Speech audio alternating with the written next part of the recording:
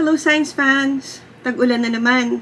At dahil sa epekto ng climate change, sa tingin ko mahalagang pag-usapan natin ulit ang tungkol sa mga bagyo.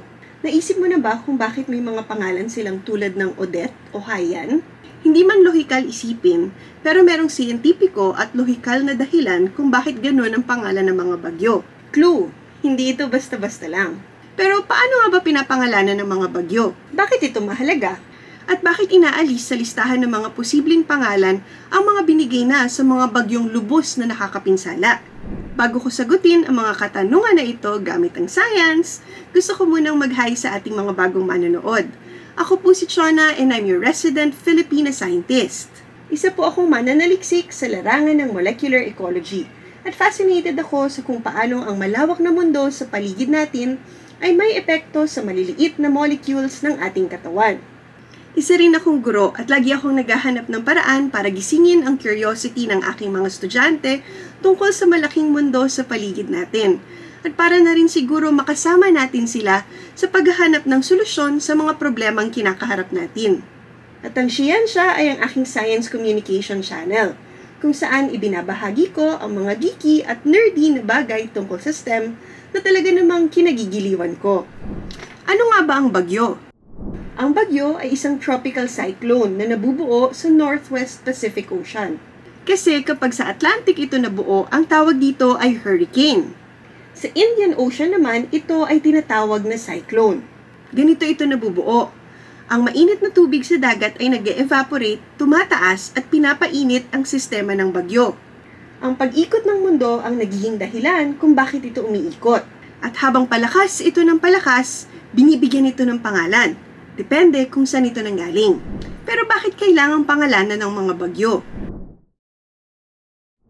Ang pagbibigay ng pangalan sa bagyo ay nagpapadali at nagpapalinaw ng komunikasyon, lalo na sa panahon ng sakuna. Isipin mo na lang may magsasabi sa'yo, "Hoy, kailangan mo ng maganda kasi nandyan na si Tropical Cyclone number 4987. Parang hindi epektibo, di ba?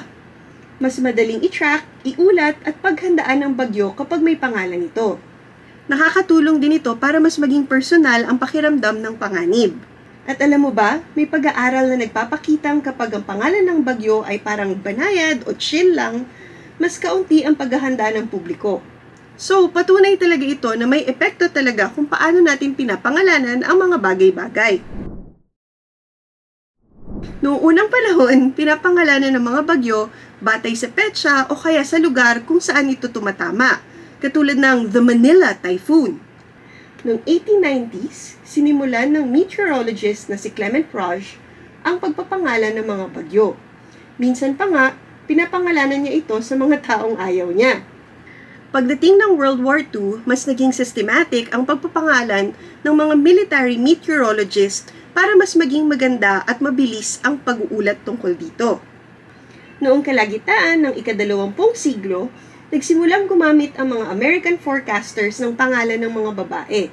Inspirado umano sa mga Navy at Air Force forecasters na pinapangalanan ang mga bagyo sa kanilang asawa o kasintahan. Noong 1963, sinimulan na rin ng Pag-asa ang paggamit ng mga Filipinong pangalan para sa mga bagyo. Kadalasan, nagdudulo ito ng ING. Alinsunod sa 19-letter na alphabet natin at pati na rin sa average na dami ng bagyo na dumadating sa isang taon. Ngayon, mas inclusive na ang listahan ng Pag-asa. May mga pangalan ng lalaki, bagay at mga salitang hango sa kulturang Pilipino, tulad ng labuyo, isang uri ng tandang. Iniiwasan natin ang paggamit ng mga pangalan na related sa mga artista o kaya politiko at pati na rin sa mga medyo bastos o hindi kaaya-ayang bagay para maiwasan natin na merong ma-offend at magkaroon ng misunderstanding. Sa buong mundo, ang World Meteorological Organization ang namamahala sa pagpapangalan ng mga bagyo. Bawat rehiyon ay may sariling listahan na tumutugon sa kanilang kultura. Halimbawa, ang Odette sa Pilipinas, ang Hinamnor sa South Korea. Sa Pilipinas, taon-taon ang Pag-asa ay naghahanda ng 25 pangalan.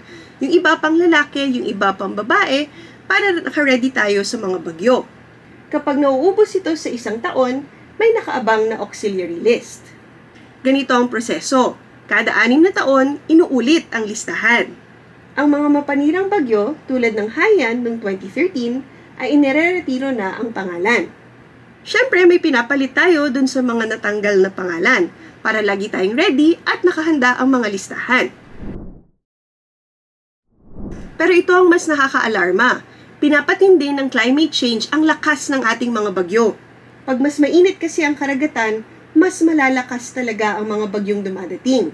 At pag tumaas ang level ng dagat dahil sa pagmelt ng polar ice caps, mas tataas din ang storm surge. Ang mga super typhoon na may hangin na higit sa 240 km per hour ay mas madalas nang mangyayari. Ang mga bagyo na katulad ni Haiyan o ni Odette ay hindi aksidente. Parte sila ng isang pattern na related sa climate change. Hindi ito normal na panahon. Ito ay epekto ng global warming. Ngayon, sana mas naintindihan niyo na ang pangalan ng mga bagyo ay hindi lang basta-basta label. Isa itong mahalagang kasangkapan para sa kaligtasan at reflection ng ating pandaigdigang pananagutan. Pero habang palakas ng palakas ang mga bagyong nararanasan natin, kitang-kita na meron tayong mas malaking issue na kailangang harapin. Tulad ng kakulangan ng suporta para sa mga babaeng scientist. Ngayong taon, gusto po sana naming makatulong pa sa mas maraming researcher na babae sa field ng science, technology, engineering at mathematics. At magagawa namin to sa tulong ng 2025 Scientia Thesis Grant. Pero hindi namin to magagawa ng mag-isa. Ang aming fundraising ay nagsimula na noong March 22 at tatagal hanggang August 1, 2025. At bawat donation ay hakbang papunta sa pag-angat ng mas maraming kababaihan sa larangan ng STEM. Pwede po tayo mag-donate sa GCash at sa BDO. Makikita po ang details sa ating screen at sa description na rin po ng ating video. Wala kang maibibigay? Walang problema. Makakatulong ka pa rin sa pamamagitan ng pag-share ng fundraising links at pagkalat ng kaalaman. Magtulong-tulong po tayo para mas maraming kababaihan pa ang maging parte ng STEM community dito sa Pilipinas. But what do you think? Ano ang pinakakakaibang pangalan ng bagyo na naaalala mo? Ano ang pinakamatinding bagyo na naranasan mo? Magkwentuhan naman po tayo. Place your thoughts sa comment section below.